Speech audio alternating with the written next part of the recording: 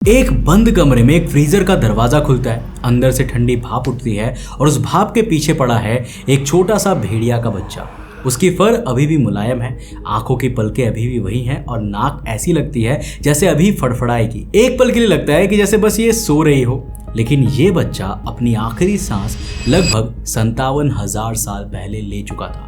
जब ये मरा था तब इस धरती पर ना कोई शहर था, ना कोई खेती, ना पहिया, और हम जैसे इंसानों ने अफ्रीका से बाहर निकलना ही शुरू किया था।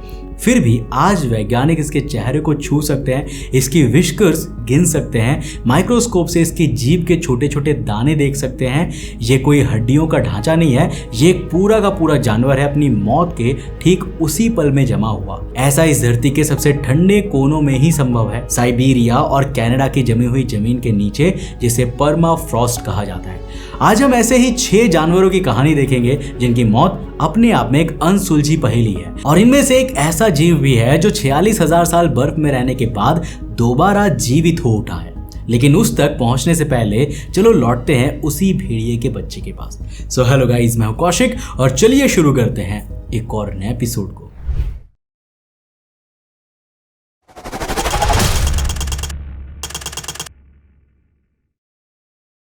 वीडियो में आगे बढ़ने से पहले आपने अभी तक चैनल को सब्सक्राइब किया नहीं है लेकिन वीडियो देख रहे हो यार, सब्सक्राइब करना बहुत ही इजी है। नीचे सब्सक्राइब वाला बटन है, उसको प्रेस करो, साथ में नोटिफिकेशन बेल ऑन करो। तो साल 2016 कनाडा का यूकोन इलाका, नील लवलेस नाम का एक गोल्ड माइनर क्लोंडाइक के गोल्ड फील्ड्स में खुदाई कर रहा था। तभी परमाफ्रॉस्ट की ठंडी जमीन में से एक जानवर पिघल कर बाहर आया। यह एक भेड़िया था, एक छोटी बच्ची जिसे स्थानीय ट्रोंडेकहेवेकिन लोगों ने हान भाषा में नाम दिया था ज़ूर, मतलब भेड़िया। रिकॉर्ड्स के मुताबिक ये लगभग 57,000 साल पुरानी है और अवेलेबल एविडेंसेस के हिसाब से अब तक मिली सबसे कंप्लीट और सबसे पुरानी ग्रे वुल्फ है। अब सवाल यह है कि इतने साल बाद ये इतनी सुरक्षित कैसी बची? इसका जवाब है वही जमी हुई जमीन। आमतौर पर जब कोई जानवर मरता है तो कीड़े और बैक्टीरिया उसका शरीर खा जाते हैं और पीछे सिर्फ हड्डियां बच जाती है, लेकिन परमाफ्रॉस्ट में ठंड इतनी गहरी है कि बैक्टीरिया काम ही नहीं कर पाते, इसलिए यहाँ पर शरीर सड़ते ही नहीं है। ठंड में इस बच्चे के शरीर को समय के अंदर सील कर दिया गया। इस ज़ूर की उम्र मरते समय सिर्फ 7 हफ्ते की थी। उसकी हड्डियों और बालों के केमिकल टेस्ट से एक हैरान करने वाली बात सामने आई। इस बच्ची का खाना ज्यादातर मछली था, सबसे ज्यादा सैल्मन फिश। एक भेड़िया जिसे हिरन और बीसोन का शिकारी माना जाता है, वो अपनी जिंदगी मछली खाकर बिता रही थी। आज तक कोई पक्के तौर पर नहीं बता पाया कि ऐसा क्यों था। उसकी मौत कैसे हुई, इसके लिए वैज्ञानिकों के पास एक थियरी है। उनके मुताबिक ज़ूर अपने डेन यानी अपने बिल के अंदर थी जब वो ऊपर से ढह गया और यह उसी में दब गई। यही वजह है कि इसका शरीर इतनी अच्छी हालत में बचा। उसकी माँ और बाकी बच्चे उस समय कहाँ पर थे ये आज भी साफ नहीं है, और यही रहस्य हमें साइबेरिया की एक नदी के किनारे ले जाता है जहाँ एक और बच्चा बर्फ से लटका हुआ था। साल 2014 सितंबर का महीना, अलेक्जेंडर बेंडरोव नाम का एक शिकारी साइबेरिया के याकुतिया में रिपब्लिक ऑफ साखा के एबिस्काय डिस्ट्रिक्ट में एक नदी के किनारे से गुजर रहा था। तभी उसकी नजर बर्फ की दीवार से लटकते कुछ बालों पर पड़ी। पहले उसे लगा ये किसी रेनडियर का शव है। जब वो हिस्सा पिघलकर नीचे गिरा तब उसके ऊपरी जबड़े पर एक सींग दिखाई दिया और तब जाकर समझ में आया ये एक राइनो है। ये था एक बेबी वुली राइनो जिसे वैज्ञानिकों ने बेंडेरोव के नाम पर साशा नाम दिया। रिकॉर्ड्स के मुताबिक ये लगभग 34,000 साल पुराना है और जांच में ये पक्का हुआ कि ये दुनिया का पहला बेबी वुली राइनो है जो कभी मिला। इससे पहले सिर्फ बड़े राइनो ही मिलते थे।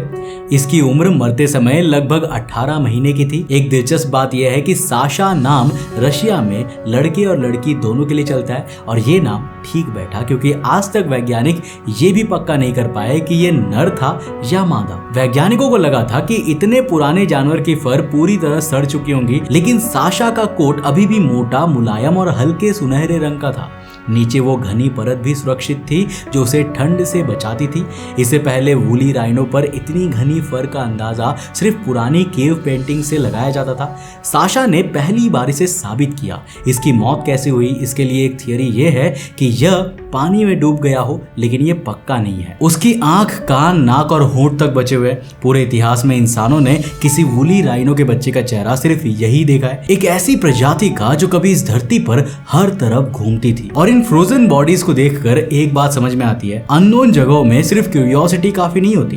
वैज्ञानिक जब परमाफ्रॉस्ट के अंदर जाते हैं तो उनके पास मैप होता है, टूल्स होते हैं, डेटा होता है, क्योंकि बिना डायरेक्शन के हर रास्ता कंफ्यूजिंग लगता है। फाइनेंशियल मार्केट्स भी कुछ ऐसा ही होता है, चार्ट सामने मूव करते रहते हैं, प्राइसेस बदलते रहते हैं, लेकिन अगर आपको टूल्स और प्रोसेस समझ ना आए तो हर मूव एक गैस बन जाता है। इसलिए मैं आपको ए मार्केट्स प्लेटफॉर्म का रियल वॉक थ्रू दिखा रहा हूं। स्क्रीन पर आप ऑफिशियल ए मार्केट्स इंटरफेस और रजिस्ट्रेशन फ्लो देख सकते हो। स्पेशल लिंक से अकाउंट क्रिएट करने के बाद यहां अकाउंट एरिया ओपन होता है और साइन अप के वक्त इसी जगह मेरा ये स्पेशल कोड इंसर्ट करना होता है। इस कोड से करंट स्पेशल ऑफर का एक्सेस मिल सकता है। ए मार्केट्स के थ्रू आप करेंसीज, स्टॉक्स, कमोडिटीज और इंडाइसेस जैसे ग्लोबल फाइनेंशियल मार्केट्स एक्सप्लोर कर सकते हो। प्लेटफॉर्म मेटा ट्रेडर 4 और मेटा ट्रेडर 5 सपोर्ट करता है। यहाँ ट्रेडिंग कंडीशन ट्रांसपेरेंट है, ऑर्डर एग्जीक्यूशन फास्ट है और अकाउंट फंडिंग सिर्फ $10 से स्टार्ट हो सकती है। लेवरेज अप टू 1:3000 अवेलेबल है, लेकिन हाई लेवरेज के साथ रिस्क भी बढ़ता है, इसलिए इसे हमेशा समझ कर यूज करें। अब बिगिनर्स के लिए एजुकेशनल रिसोर्सेस, मार्केट एनालिटिक्स और ट्रेडिंग सिग्नल्स भी अवेलेबल है। स्क्रीन पर ट्रेडिंग प्लेटफॉर्म में एंट्री पॉइंट, स्टॉप लॉस और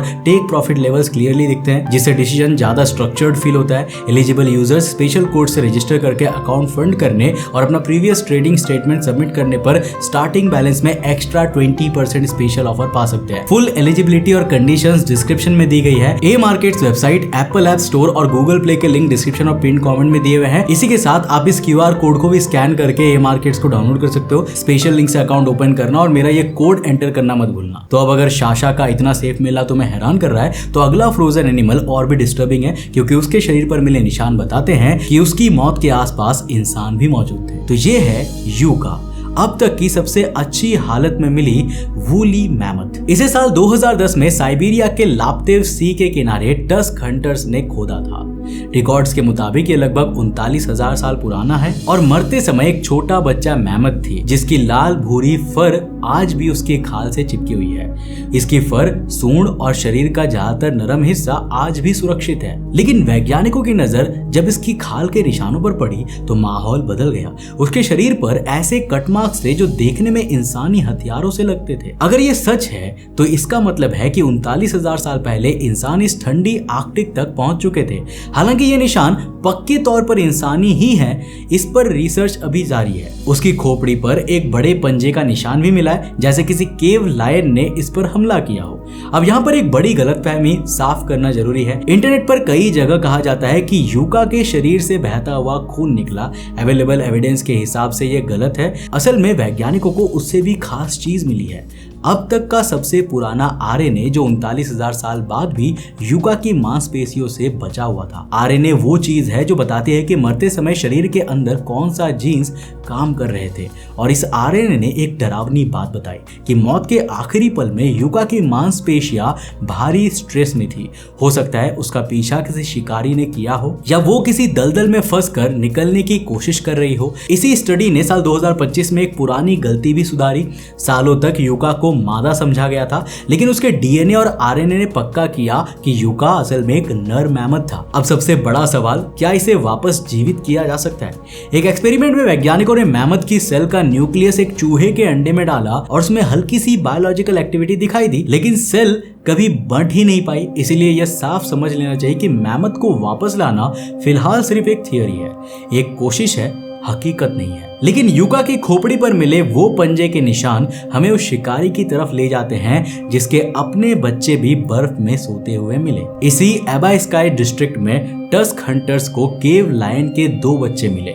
इनके नाम रखे गए स्पार्टा और बोरिस। रिकॉर्ड्स के मुताबिक बोरिस लगभग 43,000 साल पुराना है और स्पार्टा लगभग 28,000 साल, यानी दोनों अलग अलग दौर के हैं। दोनों की उम्र मरते समय सिर्फ 2 से 3 हफ्ते थी, इतनी छोटी कि इनकी आंखें पूरी तरह खुली भी नहीं थी। स्पार्टा इतनी अच्छी हालात में है कि उसकी फर, अंदरूनी अंग और पूरा स्केलेटन तक बचा हुआ है। इनकी मौत कैसे हुई? इसकी सबसे ज्यादा मानी जाने वाली थियरी यह है कि इनके डेन के ऊपर मिट्टी ढह गई होगी, दोनों बच्चे अंदर ही दब गए। लेकिन ये एक थियरी है, इसका पक्का सबूत अभी भी नहीं है। सोचने वाली बात यह है कि केव लायन कोई मामूली जानवर नहीं थे, ये आज के अफ्रीकन लायन से भी बड़े थे, अपने दौर के सबसे ताकतवर शिकारी। और अब उनके बच्चे एक लैब के फ्रीजर में ऐसे पड़े हैं जैसे बस कुछ ही देर पहले सो गए हों। लेकिन इसी जमी हुई जमीन में एक और शिकारी का बच्चा छिपा था जो इन शेर के बच्चों से भी अजीब निकला।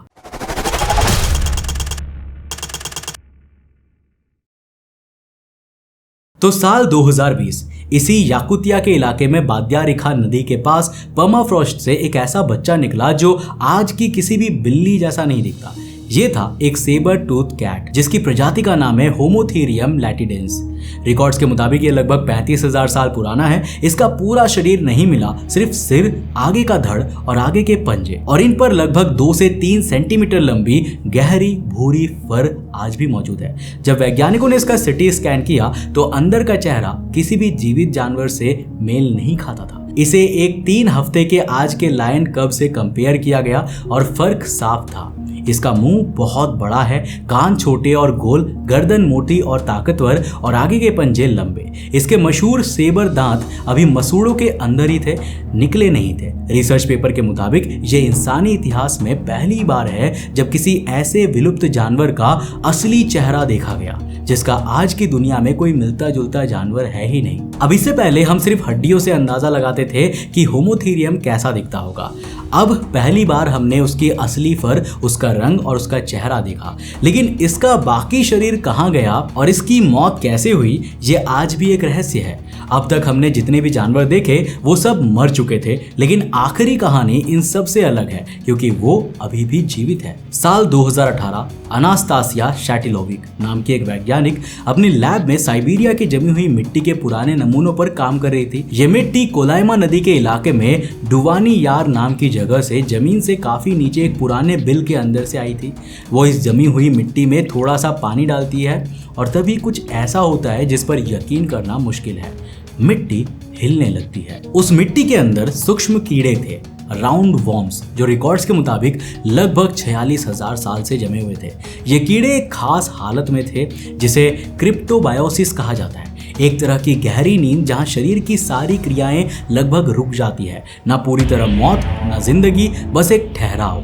इसी हालात में ये उस दौर से सोते हुए थे जब वूली मैमथ कभी धरती पर घूमा करते थे।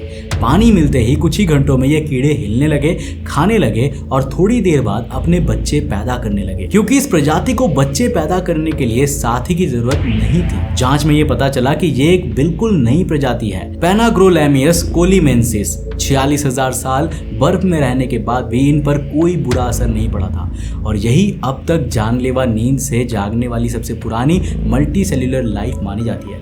और यही वो बात है जो पूरी कहानी को सबसे गहरा बना देती है। अगर एक कीड़ा 46,000 साल बाद वापस जीवित हो सकता है तो इस जमी हुई जमीन के नीचे और क्या क्या सोया पड़ा है। किस्मत अच्छी थी कि ये कीड़े कोई खतरनाक बीमारी नहीं थे, लेकिन वैज्ञानिक आज भी नहीं जानते कि इस बर्फ के अंदर कौन से पुराने बैक्टीरिया या वायरस दबे हुए हैं। और ये सवाल इसीलिए और बड़ा हो जाता है क्योंकि कई खतरनाक वायरस का शरीर भी उसी डीएनए से बनता है जो यूका में 39,000 साल तक बचा रहा। और इस पूरी कहानी का सबसे ठंडा सच ये है कि ये जमी हुई जमीन अब धीरे धीरे पिघल रही है। हर साल आर्कटिक थोड़ा और गर्म हो रहा है और यही वजह है कि ये जानवर एक के बाद एक बाहर निकल रहे हैं। पर्माफ्रॉस्ट किसी विशाल फ्रीजर की तरह है जो हजारों साल का इतिहास अपने अंदर दबाए बैठा है और अब उसका दरवाजा अपने आप खुलता जा रहा है। जूर, शाशा, यूका, स्पार्टा और बोरिस, वो सेबर टूथ का बच्चा और वो कीड़ा जो दोबारा जाग गया, ये सब एक ही बात समझा रहे हैं कि जो बीत गया वो पूरी तरह मिटा नहीं है, वो बस रुका हुआ है अपनी बारी का इंतजार करता हुआ। तो अब तुमसे एक सीधा सवाल, जब ये बर्फ पूरी तरह पिघल जाएगी तो जो बाहर आएगा वो हमारे लिए एक खजाना होगा या फिर एक खतरा? तुम्हें क्या लगता है? कमेंट सेक्शन खुला है, अपनी राय लिखकर जरूर बताना। अगर वीडियो पसंद आया, कुछ नया सीखने को मिला तो इस वीडियो को लाइक करने के साथ साथ हम दोस्तों के साथ जरूर शेयर करना। जाने से पहले दोस्तों ए मार्केट को डाउनलोड करना मत भूलना, लिंक डिस्क्रिप्शन बॉक्स में है। यूज करना मेरा ये special promo code for special discount, या फिर आप इस QR को भी स्कैन कर सकते हो। अगर आप नए चैनल पे तो इस चैनल को सब्सक्राइब करने के साथ साथ नोटिफिकेशन बेल ऑन कर देना। और अगर आपको ये वीडियो पसंद आया ना तो मैं आपको रेकमेंड करूंगा कि आप अगली वीडियो इसे जाकर के जरूर देखना, जिसमें हमने बात किया है धरती के इतिहास के मिले कुछ ऐसे ही मॉन्स्टरस जीवों के हड्डियों के बारे में। कुछ ऐसे फॉसिल्स हमें मिले हैं जिनको देखकर आप चौंक जाओगे कि वो किस तरह के जीवों के थे। बहुत ही इंटरेस्टिंग वीडियो है, इसे जा करके देखना। मैं मिलता हूं आपको नेक्स्ट एपिसोड के साथ, तब तक के लिए बाय, जय हिंद।